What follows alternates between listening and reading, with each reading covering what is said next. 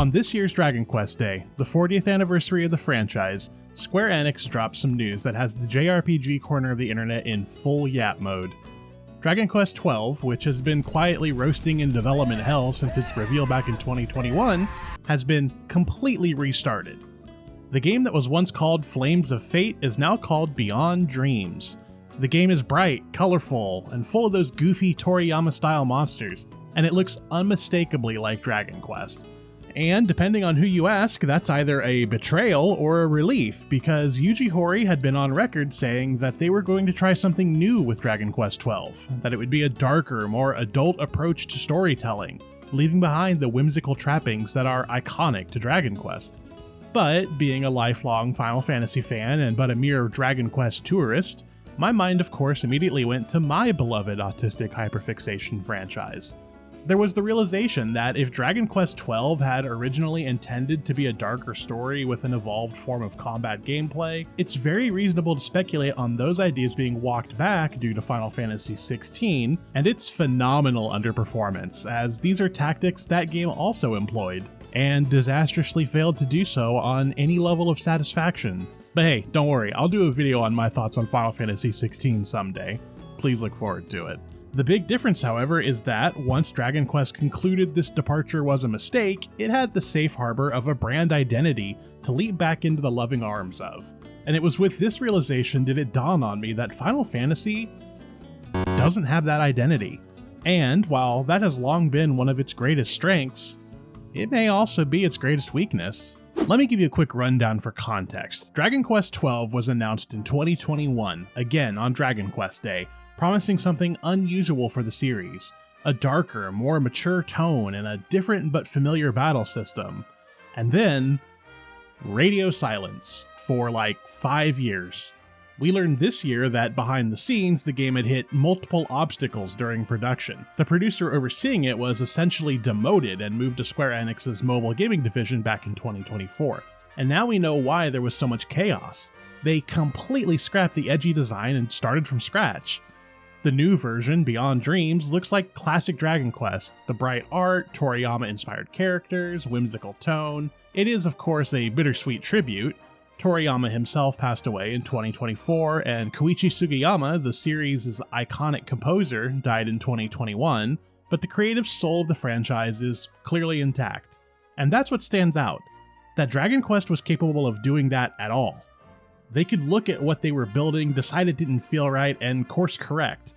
Not to some arbitrary safe choice, but something genuinely central to the franchise's identity. They had a home to return to. And that got me thinking, does Final Fantasy have that?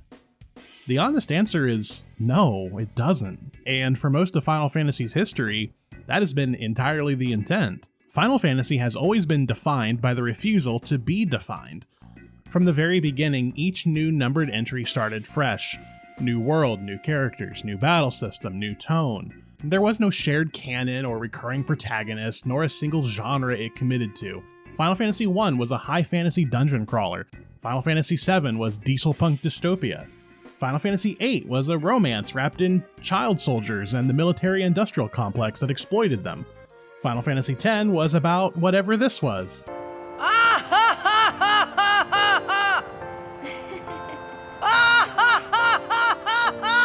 And this was intentional.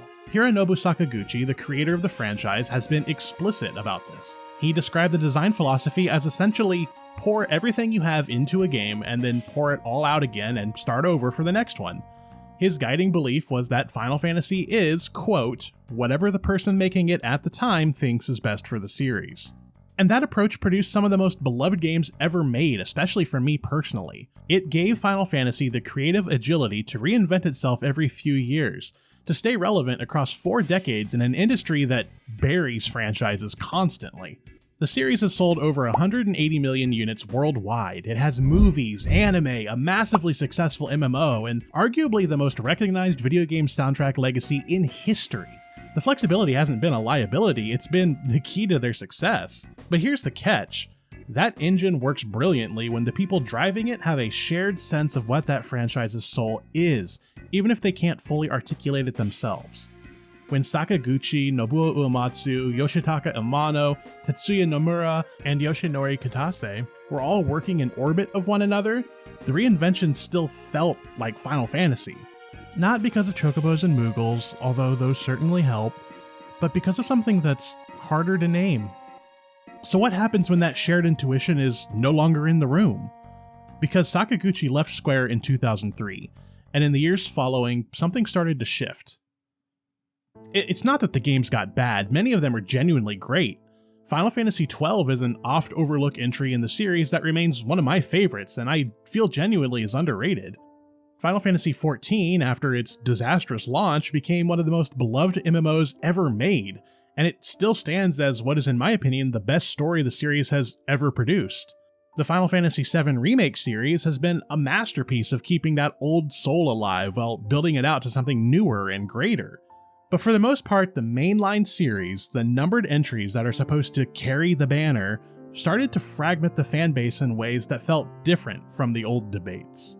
Final Fantasy XIII, while a favorite punching bag for the community, does, in my opinion, initially hold the soul of Final Fantasy within it, but it's ultimately contributive to the Fabula Nova Crystallis saga, which I believe is one of the guiltiest culprits to the erosion of quality within Final Fantasy. That story is tragic enough to be its own video. It then led to Final Fantasy XV spending a decade in development purgatory, launching incomplete, and trying to chase an open-world action game audience the franchise had never courted before. Final Fantasy XVI made a deliberate bet on becoming a character action game that was more Devil May Cry than a classic RPG, that again sought to court a younger and entirely different audience than the one who had grown up adoring the series. And then Square Enix later admitted it didn't meet their sales expectations. As of early 2025, Final Fantasy XVI had sold approximately 3.5 million copies. Compare that to Final Fantasy XV, which moved over 10 million copies across its lifetime. Now, none of those games failed because they changed. Like we established, change is in the DNA. They struggled in part because the changes no longer felt like they were orbiting a center. There was no gravitational pull to keep them coherent as Final Fantasy. Each one felt like a different group of talented people asking themselves, what should Final Fantasy be? And getting different answers with no common foundation to reconcile them. All the while, executives appear to be pushing the creative teams to chase trends instead of visions. Make it open world, make it an action game, make it a Ubisoft checklist, make it anything that we think will make us money. The true irony of this is that that was what Square Enix was before it was Square Enix. In the 1980s, the times of a very nascent Squaresoft, the company sought only to chase trends, and as a result they were always a day late on delivery and $1 short on an original idea. Even Final Fantasy Legend began as a demand on high, to chase the handheld trends and create a Tetris clone. It was only when these visionary minds stood up against the trend chasers to follow their own vision that the legend of Final Fantasy began to take shape and make Squaresoft the industry titan that it became. Ideally, Square would remember its past and not repeat old mistakes, but if there's one thing we can trust Square Enix to do, it's make questionable decisions. So, trend chasing it is. Now, to be clear, I may be an old man, but I am not one of those old head boomers who insists that the game must return to turn-based gameplay. While I do think that the franchise would benefit from at least Final Fantasy XVII returning to these roots, I do also love the action gameplay we've seen on display, as long as it does so without abandoning the JRPG roots that hold up the whole tree. The Final Fantasy VII Remake does this balance perfectly, and if action combat is our future, we will benefit greatly from that game being our vision instead of Final Fantasy XVI. Now, the question of what makes a Final Fantasy is as old and ultimately impossible to objectively answer as what makes a JRPG a JRPG. But you're on my channel watching my video, which means that you want to hear my opinion, and therefore I want to say something that might come out a little weird. I think the closest thing Final Fantasy has ever had to an identity is the souls of its original creators. It isn't crystals or moogles or chocobos. The actual identity was Sakaguchi's belief in emotionally honest storytelling, Uematsu's gift for writing music that could break your heart and then mend it back up in the same track, Amano's dreamlike, painterly vision for what a fantasy world could be, Nomura's talent for giving characters a visual language that communicated personality before they even spoke a word. Now, we're still fortunate to have most of these men on board, but it was when that group was together, or at least in spiritual proximity and pushing in the same direction, that even their disagreements produced something coherent.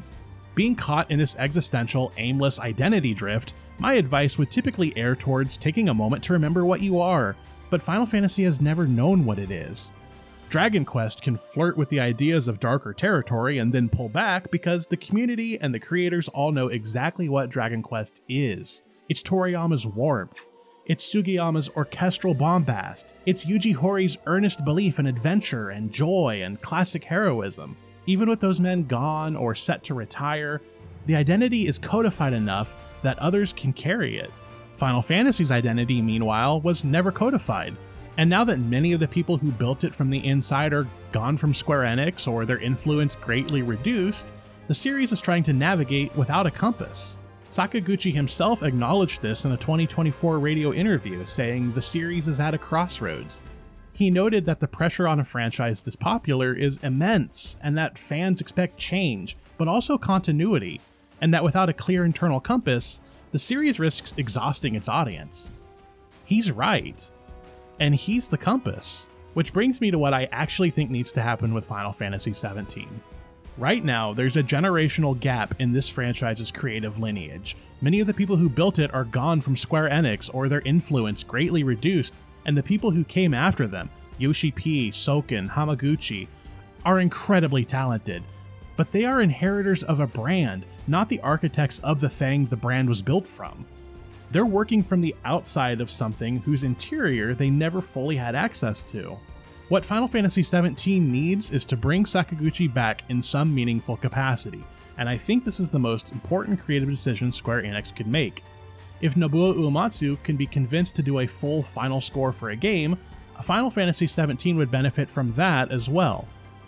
Now, I don't think that these men need to exist for Final Fantasy to exist, but I do believe that they must come together one last time to ensure Final Fantasy can survive beyond them.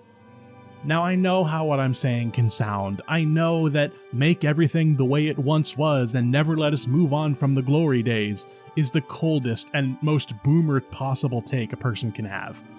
For nearly every franchise I believe in and love, I'm in favor of that series growing and adapting and finding new ways to build its identity. But the important distinction that exists for Final Fantasy is how adrift it is, and how long that has been the case, and how desperately it needs to find itself, to recenter and to remember what it is. But because what it is such a malleable answer, we have to instead defer to who it is. And that is the crew that built the house. The new crew of folks like Hamaguchi are ready and capable to have the keys handed over to them. We just need to make sure that the house is up to code first. Fortunately for all of us, Sakaguchi has not yet retired and he's still making games. He founded Mistwalker, and his most recent project is explicitly described as a successor to Final Fantasy VI. So his head is still in the game and his heart still full of love for the series. That title, Fantasian Neo Dimension, was published by Square Enix, and Sakaguchi appeared at Final Fantasy XIV's FanFest in Tokyo in 2024. The fences between him and Square are not as high as they once were. The doors are open.